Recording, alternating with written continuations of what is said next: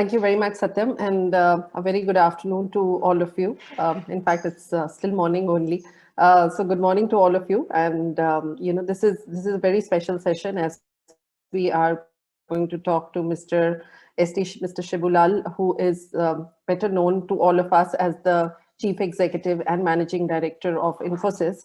But when he retired from Infosys in 2014, he went on to find the Axelor Ventures with Mr. Chris Gopalakrishnan, where he was, which is actually a venture fund and helps young entrepreneurs to really to help them in funding their startups and help them grow their businesses. The less known side of Mr. Shibulal is also the fact that they have been taking a lot of philanthropic initiatives today, and with the objective to bring exemplary initiatives in education, social welfare, and sustainable development. So we're going to talk about all of this with Mr. Shibulal. Thank you very much. Good morning, sir, and thank you very much for joining us today on Sunday morning, as we would love to sort of go through our learnings of life and see how we can take some ideas from it and make our own lives better. Let me start by asking you this, sir, that, if you were 25 years today and given the opportunity that Digital India is giving, and in fact, digitization is giving across the world, what are the opportunities that you would go after? In fact, with your lenses, what is it that you're going to suggest to young entrepreneurs and people who want to start and become entrepreneurs in the tech side? What opportunities should they do, and particularly in these transformational times that we are living in today? So good morning, everyone. It's a pleasure for me to talk to all of you. Thank you for giving me this opportunity. I think there are a wide set of opportunities available today. So if you look at one of my passionate areas is healthcare. So Axelor actually focused on various areas, and one of them is healthcare, and I am deeply involved in the healthcare space. Healthcare in India and all over the world has terrible problems. For example, it's not affordable, it's not accessible. If you look at India, 70% of the doctors are in the urban cities, whereas 70% of the people live in rural areas. So accessibility is a huge issue in healthcare. Affordability is a huge issue in healthcare. And healthcare has become more and more procedure-oriented rather than preventive. So I see great opportunities in healthcare. Axelor indeed has a good portfolio in healthcare. They have Niramai, which is into thermal imaging for breast cancer. I can give you many examples. Another area of expertise I see is another area of opportunity which I see is education, because education has been a field which was not very technology savvy. The implementation of technology in education has been poor. And one of the main reasons for that has been the resistance from the end users. I don't think parents and children were eager to adopt technology into education. And one thing which has happened with this COVID situation is that resistance has gone down tremendously. Like today, every parent, every child is actually taking classes on online, which means the adoption of technology as well as the acceptance of technology in education has tremendously improved over the last 6 months. So I see great opportunities in that space. Agriculture is another area in India, for example, where the use of technology has been extremely poor, whether it is increasing the productivity, increasing the reducing the cost of delivery, reducing aggregating various areas of agriculture. I see huge areas. We are also seeing a lot of innovation happening in the SMB space. That is not a space where the technology and digitalization has happened over the years. We are seeing a number of companies in that space. For example, we have invested in a company called Vyapar, which is into bookkeeping for Kirana stores. There are retail and logistics, SMB, agriculture, health, education. So I see tremendous opportunities in each one of this. Sure. And I mean, if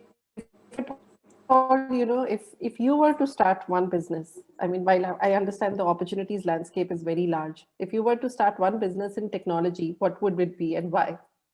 It is not about technology. It is about my passion for doing something in a certain area, right? That's what it will drive it. It's not about technology alone.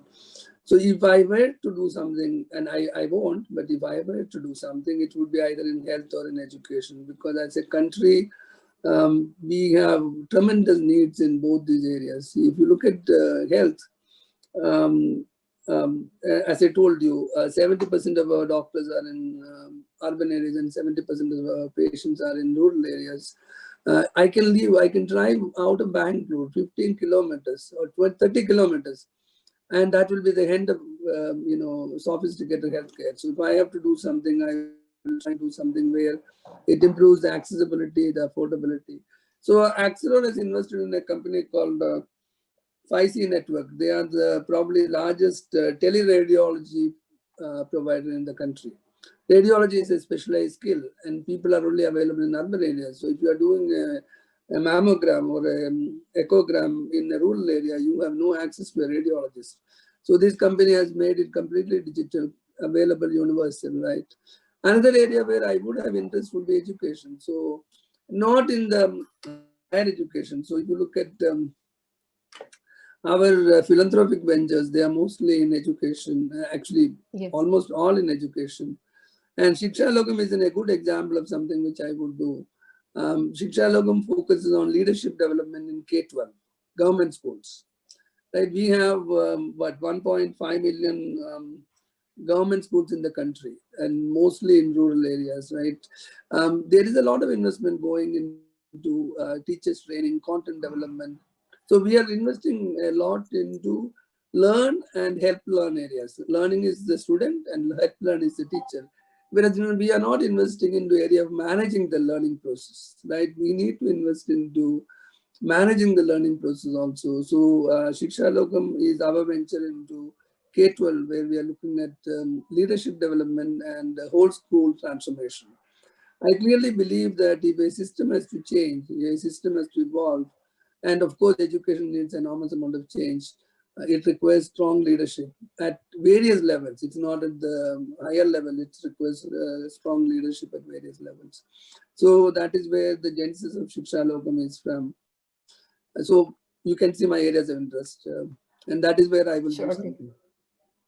Yes, I think surely, sir. The ecosystem is so large in these areas, and I mean, even if you were to do a small thing, it would have a ripple effect for sure, Right. in the ecosystem. So another area that I would want you to address is that today, when I mean, you've seen that the organizations you talked about, Nirumai and various other Vyapar, now these startups, they are growing in such a fast pace. They are like building their organizations. I mean, Infosys. I mean, when we saw the real size of Infosys, it was about 20 years after Infosys was built, and you as 7 co-founding members did so much work on the ground before this organization got built. But today, startups are being built in 3 years, 4 years, going on to become billion-dollar organizations. So, where do you think that the startups are? What are the areas do you think that they sometimes lack when organizations are built so fast? What in the value system they might be lacking, which they need to make up for as they become older organizations, and so that people sort of continue to relate to them. Otherwise, it's going to be like you build up a big stack and then it starts falling very quickly because that foundational roots are lacking sometimes. So what would you suggest to startups? What do they need to do in terms of integrity, bonding, team management, team bonding, all those areas? So, the times were very different when Infosys was started, right? It was a completely different time. It was a time of license Raj. There were no venture capitalists. There was nothing called an Axelor at that point in time. There was no entrepreneurship. Correct. We were under the FEMA regulation for RBI. So there was no foreign exchange. It was a completely different period of time, right? So, and today it's a completely different time in which Absolutely. we live, right?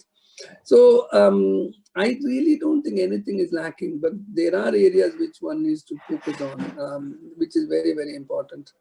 If you look at Infosys, Infosys was built on speed and innovation, what we used to call it speed and innovation, right? Innovation was the global delivery model, which we did early on.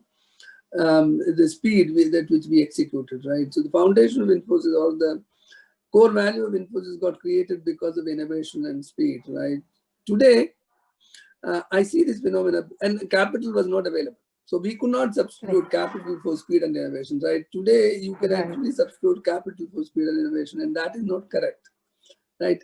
Capital is never a substitute for speed and innovation. The differentiation in the market, differentiation in front of the customer, differentiation in front of the consumer comes from speed and innovation, not having capital with you, right? So that is very, very important to keep in mind, that capital is not a substitute for speed and innovation. Every organization, even today's world, while you have abundant capital, still have to be innovative, still has to be responsive, and they have to show urgency in their actions. That is one. Secondly, the foundation aspect, right? Because many of these startups which we interact with, and I think Accelor today has, I think, probably 40 plus investments, one of the largest investments in the country, number of investments in the country, not in quantum. We find that corporate governance is a huge challenge in most of these places, and that is because of this foundation not being there. Sometimes in a hurry, you don't put the foundation in place, you take shortcuts, and those are things which are not sustainable in the long run. See, Infosys is a good example how it is not about having corporate governance. I have said this before. Infosys used corporate governance as a competitive advantage, not even having the highest levels of corporate governance. It used corporate governance as a competitive advantage, because when we went to see, we were a new kid on the block. We were not known. Some 7 people from India trying to build this global business, and that was in a time when people used to think that India is known for cows and cows on the road and various other things. So for them to trust us, we had to show that we are running at the highest levels of corporate governance. So I really don't think even today that has changed, because even today I deal with situations where somebody is trying to invest into a company in India. In the short term, they may not look at it, but in the long term, I think they will look at the foundation. They will look at the governance of the organization, and so the foundation, the corporate governance, not taking shortcuts, and that is my second point. And third one is, I believe there's an agency problem creeping into this, which many of the founders may not think through. So Infosys, because we had no capital available, right? So we had to generate our own cash. That was the only way. So we had little savings which we put in, but the rest of it came from the operations. And otherwise, there was no money available, right? So, and we took very menial salaries. Yeah. All right. Many menial salaries for many years to survive, right? But that is how the organization was built. Today, because there is capital available, you tend to take capital.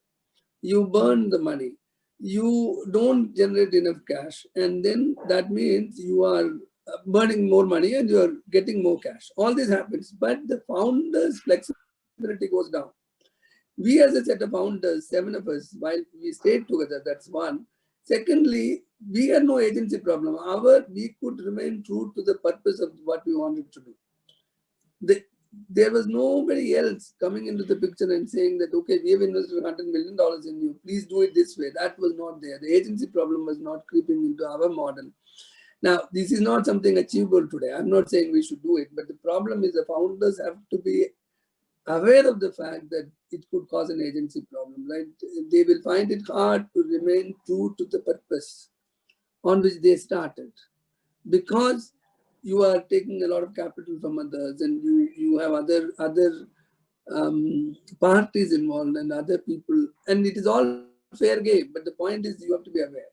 So 3 points I made. Number one is capital is not a substitute for speed and innovation. Second is the foundation is very important. Otherwise, one should not take shortcuts. And third, the founder needs to be aware of the agency problem, which will creep in when you keep taking capital. Sure, sir. So, sir, I mean, in the same vein, now, of course, you run Axelor Ventures with Mr. Chris Gopalakrishnan, and you invest in a lot of deep tech startups. So what are the significant qualities that you look for in founders today that you, particularly for startups, you invest in? I mean, I understand at an organizational level, it's capital, but I mean, at a founder level, what is it that you look for? I mean, of course, you were founders at one point of time, but those times were very different. But now we are in different times when you are yourself lending capital to founders. So what kind of quality or value system do you look for in them as an individual? So I think the founders which we deal with have changed over a period of time. When we started out 5 years back, many of the founders were very young people. Today we meet a lot of founders who are in the second run of their, second set of startups which they Right. are doing. They are more experienced. We are also seeing that the senior level people who were with the corporate world are now leaving and doing startups. They're coming with a rich set of experiences. I think one thing which we do is look for the team. We hesitate to invest in anything which is a single founder startup. The reason being that this is a marathon. This is not an easy thing to do. If you look at see the world over, the success rate is 1 in 10, and Axelrod just tries to make it 2 in 10, which is a 100% improvement. Because Axelrod's Yes. focus is to make sure that the founders succeed, nothing else. So when you put that in the center, you are trying to make 2 or 3, that is 200% more. And what we look for is a team of people who can actually work together, who can stay together, who can put away their personal ambitions and focus on the ambition of the startup, right? And these are the major things which we look for in the beginning, because what we do is we meet a set of founders. They have a set of ideas. No execution has really started. So we don't know whether they're going to execute. So we need to make sure that they will stay through the execution, which is the tough part, right? And the second thing we look for is the drive. Do they have the hunger in their belly? Do they have the drive in their mind? Do they have the ability, persistence, the tenacity to stay on for this run? Many of our successful startups, which we thought were very successful and continue to be successful, when the COVID hit, the revenues dropped from wherever it was. Our average, the total revenue came down to 24% or something of the total revenue of the startups overnight. Right. It has now Yes. climbed up, right? Some of them better than others. It has now climbed up, but you have to take that hit. You can't, you can't be. The team chemistry, the complementary skills, the capacity of the people to stay on, the drive. Of course, we also look at the idea. The size of the idea matters, because Right. you cannot imagine that you are going to get 50% of the market share. That is never going to happen. The best case scenario is 5% of the market share.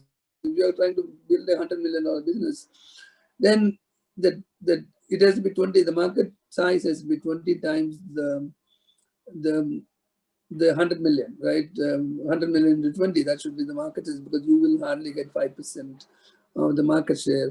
So that also is very, very important. So these are the factors we look at. Sure, sir. Sir, on another level, the wave of digitization has brought another complexity in the country today, wherein India has always been sort of had a very large family business system, and businesses also have been very family run, typically in India. Now, there are also new age businesses which are getting built. Businesses which are in technology, businesses which focus on digital transformation, and then there are, of course, these traditional businesses. I mean, you have Tamara Hospitality, which is actually a hospitality business. Now, how do you see, and I mean, particularly in the post-pandemic time, these businesses coexisting?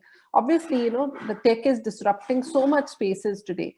And then, of course, these family businesses, they have been very large. I mean, they're like 1,000 crore businesses, 1,500 crore businesses. You can virtually find everywhere in different states and different regions these kind of businesses existing. Now, what would be your advice to them to make a shift or make a change in order to sort of keep their businesses going, or should they be doing something different altogether? See, I think every business today is a technology business. That is my belief. Correct. You could be in, so actually my daughter, of course, runs Tamara. My son-in-law also does something in the physical world. But when I look at both of them, even my son, who is into building electric vehicles, when I look at all three of them, most of their time is being spent on technology as founders. You take hospitality business, for example. My daughter is looking into technology for customer service. She is looking into technology for increasing efficiency. She is looking at technology to figure out the health of her employees. This has been a big issue for her, right? When COVID hit, she wanted to absolutely make sure that the locations which she ran are absolutely safe, which means that she needs to know the state of the health of each employee. And these are employees. So you're talking about, the general manager who is running the resort, all the way down to the housekeeping, the service people, the kitchen staff. She needs to see on a daily basis the status of their Arogya Setu, so that she is sure that the place is safe. So all of this is being done using technology. Where my son actually is developing a two-wheeler, and what has happened is that I was surprised. They did most of the design virtually, because when the COVID hit, everybody went into their homes and they couldn't come together, but they were still able to do it. So every business today is a technology business, and the question is, how do you use that technology?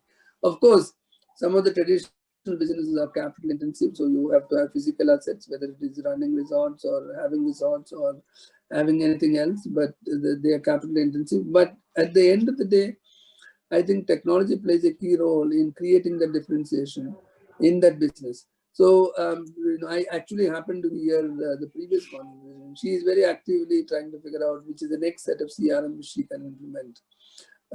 She Yes. is looking at, right? She is looking at technology to improve the customer experience. She is looking at technology to make sure that the customers feel comfortable coming into the property, because she had to immediately roll out an app which will show all the health related activities which they are doing. What are the safety procedures they are doing? What kind of sanitation are they doing? All kinds of such matters. How do you do no contact check-in, no contact check-out? My son-in-law, who is doing retail, he wanted to implement no contact pickup. So everybody is trying to use technology. So I think there's opportunity for technology in every single field. And the point I made before, the end user adoption has shifted tremendously in the last 6 months. Right? Right. You look at it. I am doing board meetings in Zoom. Which was never acceptable before. Right? You have.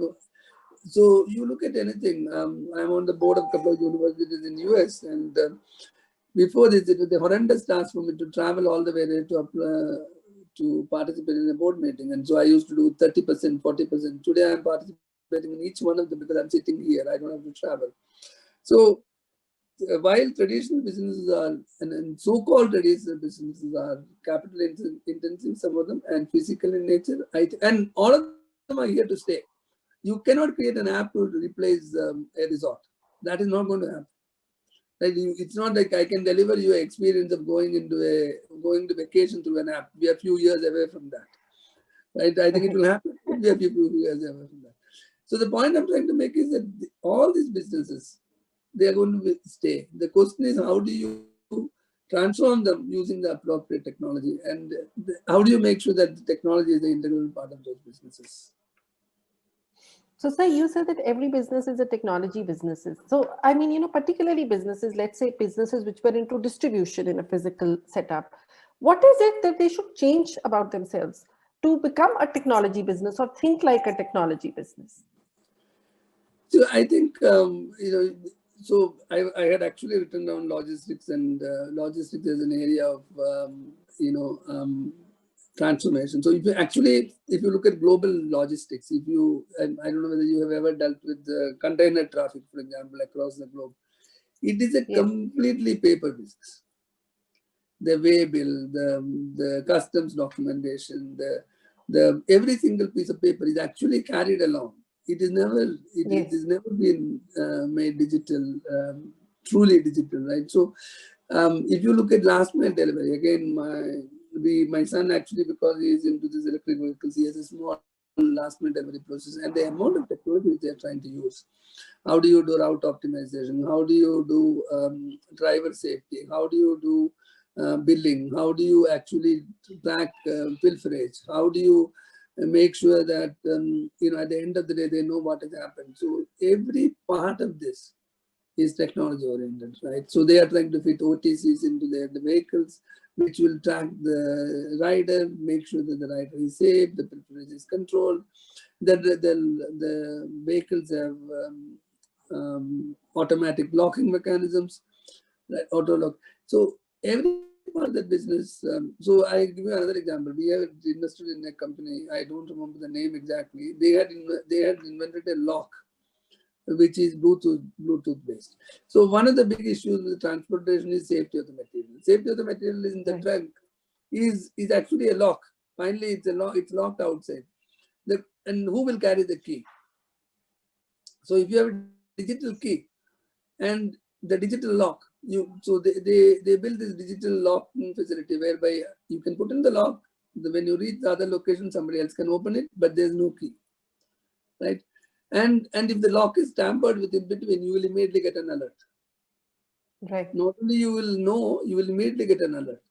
So it's a good example of how you convert logistics into a digitized business. So I think, for example, if you look at agricultural products, one of the huge areas of interest would be traceability, right? Because we are all moving into healthy, healthy living kind of a situation because of various reasons, right? This is a good example. People are all thinking of health, and they want to have more and more organic, non-pesticide, non-hormonal grown organic food. The big issue is traceability. How do you trace the produce which is sitting in your shelf all the way to the farmer who actually created it, and the input which went into it, right? The input which went into the creation of that product. All this can only be done using technology. So that's another example I'm giving you where end-to-end technology is required to create traceability of food materials. So there are great Right. opportunities in any of these fields. Sure, sir. And sir, also we'll take a few minutes to talk about your philanthropic initiatives. You're doing so much work in education, particularly. So, what is it? But when you started doing these initiatives, you started investing in the education sector. What was it that you were looking to change or bring a change in? And I mean, how can other people, small SMEs or others who also want to do some kind of charitable initiatives today, or they want to sort of see that they're the monies that they are wanting to invest in charity, they make a difference and they bring a larger change in the community. What would you suggest to them? So I think we started this journey in 1999, so about 21 years are over. And Kumari actually heads my wife Kumari heads the philanthropic work which we do. She was very passionate about education. She was the first girl to go to college from her village. Of course, I met her I was lucky enough to meet her in the college, and that's how we got married. But she was the first girl to go to college in her village, and her life and my life transformed because of the education which we got, because the education which our parents made us have. And so we always believed that education is the true way to transform somebody's life. If you want to transform somebody's life, if you want to transform a family, you provide education, right? So that's how it was started out. So we built this higher education scholarship platform. So over the years, thousands of children have gone through this platform. We have today about 4,600 students in the platform India-wide. So this year, the applications are open right now. She is the better person to talk about it. She actually runs this. I am just giving you a small summary. So right now, about 4,600 children are there in the program, and they are doing various courses. Higher education. This is after 10th. Higher Right. education courses, right? And 2014 onwards, what she realized was that this year we would get 25,000 applications for 1,000 seats, India-wide, right? The next 1,000 is equally qualified. So it's not like the first 1,000 is the best set of people. Next 1,000 is equally qualified. So she had come to me saying that, look, this is a big challenge. We are getting 30,000 applications for 1,000 seats. How do we make sure that we can take 1,000 more? So we built this platform called Each One Teach One. So there is a website called each1teach1.org and vidyadan.org, I think, vidyadan.org, where if you want to participate, you can go in and select a child. So it is not giving money. You go in and select a child. So we have done the selection. You can go in and select a child and choose to support that child. child through education. What we will do is that the platform will do, not that we will do, platform will do is to connect you with the child. Right. Right? You can get to know the child, you can decide to support the child, and it is a 4-year commitment. So when you talk about participation, we have about 1,000 children out of the 4,600 children which we have today. About 1,000 children are sponsored by other people. We have 3,600 children of our own, and every year we take 1,000 children. So it's a flow, right? Every year people finish and go off, and every year we take 1,000 children. So today we have about 4,600 children. Out of the 1,000 children are supported by outside individuals. So they come in, they choose a child, we connect the sponsor to the child, and they support the child for 4 years. So, so we support they support, and they know the child, and they know the fund, and the fund is directly sent to the child. It is not given to the foundation. So when you talk about scale, that's a. So I had to tell you this. This is a way to participate, and this is one way we are encouraging people to participate. That platform has done very well. As I told you, today Kumari operates in 11 states. 10 states today. This year, I think she has added Delhi, and the number of applicants are enormous. We are not able to cater to everybody, so we are building more and more partnerships. And so this is an opportunity for anybody to partner with us. But more importantly, the second platform I want to talk about is the Shikshalogam platform, which I handle, and that one is built to develop leadership in K-12 education. As I said, we have about 1.5 million schools, we have about 4.5 million teachers. There is tremendous, while we have increased the accessibility for education, the quality of education also has to come up. And so today there is a huge focus. If you look at the new education bill, there is a focus on actually increasing the quality of education. That is where I clearly believe that, and Shikshalogam got started in 2014. I clearly believe that the only way to increase the quality of education is to manage the process, manage the learning process, which means that can only be done by leaders. And the whole focus is to develop leaders. So Shikshalogam today has about the last number I had was 1.5 million leaders signed up. 1.5 million people on the platform. They are doing phenomenal work. So one example I can give you is that in Delhi, the Delhi government wanted to do assessment of schools to create an improvement plan. And the platform was used to do the assessment of schools. And from that, the first issue which came up was safety and security, which led the government to establish safety councils in each of the schools. So this is a good example. The platform was used to do the assessment, and the outcome was used to create a new way of managing the safety and security. So that is where we are. We have other examples, but these are the two which came to my mind. But that's fantastic work, sir. And I think the offshoots of it while of course will be seen, and a larger impact will be seen after many years. But I think the groundwork that you're doing is going to, of course, bring a large change in the schooling system. Finally, I know we're almost at the end of the time, but I think we're not going to let you go away without asking you this, that what is the biggest legacy that you feel you've acquired in your journey of 40 years of work life? I mean, what would be your advice to young founders, CEOs, people today, who are mid-career? They are trying to shift from a job role to a business role or a startup role. How can, they put their best efforts for the growth of the organization? So, I feel today there is somehow become a big challenge. There is a founder who is on one side and then the CEO who is on one side. And sometimes they're sort of, they're not able to connect the dots together. So how do you think this can happen more fruitfully in the times to come? And so that, everybody is aligned to the goal and therefore thinking on a larger way. And of course, the fact that, sir, somebody who's already worked for 20 years or 25 years in a certain environment today has to shift to a digital environment, which is easier said than done. I mean, it's going to take a lot of learning, unlearning, lot of all of that. So what is it that, you must have seen so many changes in your 40 years of career when you built Infosys. So what would be you suggesting to them? So actually, first of all, the question has multiple dimensions to it. So I will just focus on one or two. See, I always believe that idea by itself has no value. Right? You can have any idea, you can have any innovation, any idea which you can have. The value is gets created only when you execute. So Infosys was an idea. Right? What is the idea? Technology. The two fundamental pillars of the idea was that service will get globalized and technology will become ubiquitous. Both happened.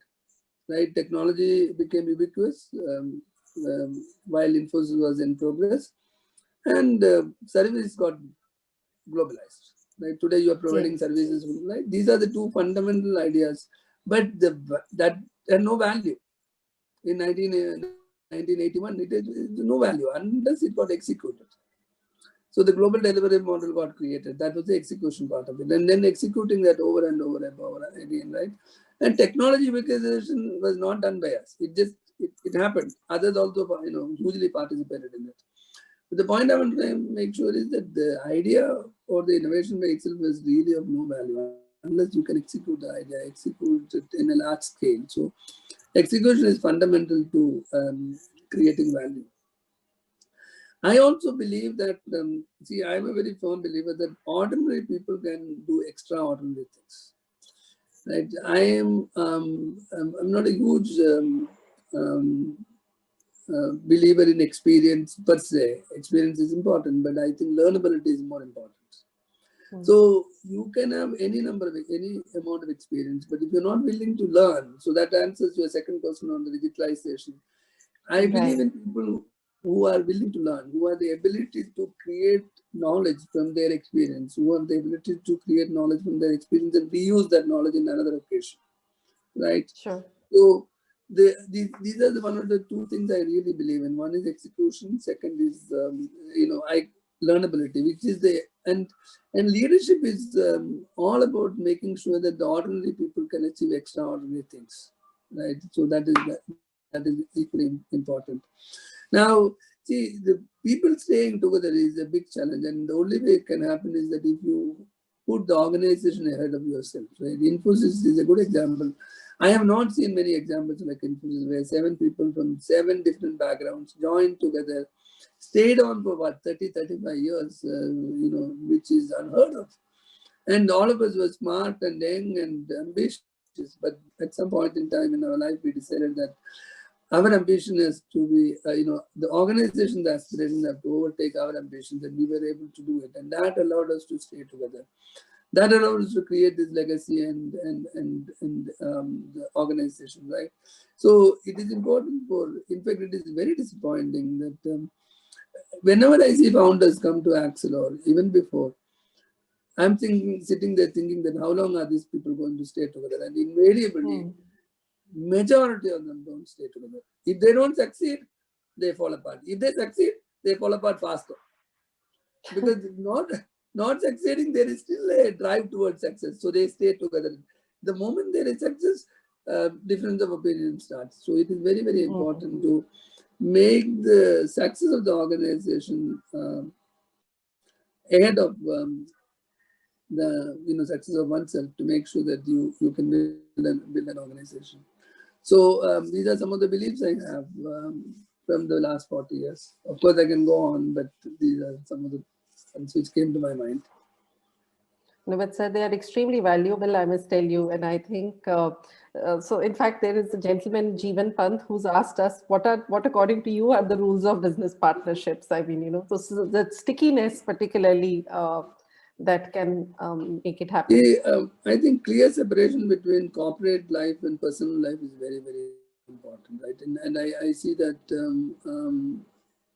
I see that we don't put the boundaries. So Infosys was enormously in the personal life. We were founders, right? But we were professionals. So we were professional founders, not founder professionals. We were professional founders. So in the office, we were thorough professionals. There was complete segregation between corporate and personal life. Nothing from the office was used for any of the personal purposes. So there is complete separation between already early on. It is not after we became public or we became, this is not when we were successful or public. The rules were put in place very early on. We clearly believed in a non-hierarchical environment. But of course, we were lucky to have Mr. Murthy, because I don't believe some 5, 7, 25-year-olds can be non-hierarchical and get along with it. Luckily, we had Mr. Murthy, whom we all believed in. So when there was a difference of opinion, there was somebody whom we'll go to, we will discuss, he will take a decision, then we all followed. So there was this rule saying that once the decision is made, we will not do anything else. It doesn't matter whether it is your idea or somebody else's idea, whether you agreed with it or you differed with it. Once the decision was made, that was it. Right? We would execute that decision. So that was his second important thing. So the rules of engagement also has to be based on trust. See, the trust is created by experience. You can't just say, I'm going to trust somebody. Trust is created using by experiences. So that is where these rules are important, because these rules create a certain level of kind of behavior, whether it is about honesty, transparency, corporate governance, whether it is about distance between personal life and professional life. Those kinds of rules create a certain set of behavior, right? And that behavior creates a trust. So you come to trust each other because you are experiencing a certain kind of behavior, which are based on a set of rules which you have put in place. So it is important to have that rules put in place early on, so that you exhibit that behavior, you experience that behavior, which creates a trust. So I think when you are joining together and doing this, it's very important to have the rules of engagement put in place. These are not many, some 10 rules which are probably available anywhere. If you put that in place, you practice, you experience, you trust. Sure, sir. No, I think that is very helpful. Of course, founder's dilemma is always very complex. It's much easier to say it out here in words, but what goes on in one's mind and goes on together when you're actually on the work field, it's something totally different. But we learn to live with it. So thank you very much, sir, for joining us. I think what you've said is so valuable, and it will take a lot of us many years when we actually work in a certain workplace to imbibe all these value systems as we sort of carry on with our everyday lives. Any parting words, sir, from your side, parting advice? I think you had asked me a question about legacy at some point in the past, and I had written down that the best legacy one can create is respect and trust. Right. So at the end of the professional life, when you look back, you of course would have been very successful. You would have made a lot of money. You would have achieved a lot. You would have done all that. But in my mind, when you look back after 40 years, what you would treasure, what would be dear to you, would be the respect which you have not demanded, commanded from your peers, your colleagues, your society, your friends, and the trust which you have been able to build, the trust which you have and the trust which others have in you. So when you look back after 40 years, in my mind, most people will look for, eventually look for respect and trust. So my point is, please don't forget that, because when you need to keep that in mind. So of course you have to be successful. Of course you have to be monetarily well off. But remember, when you get there, you will look for respect and trust. So on the way, make sure that happens. Sure. Thank you very much, sir. It's been a pleasure talking to you on this Sunday morning. I'm going to hand it over back to the organizers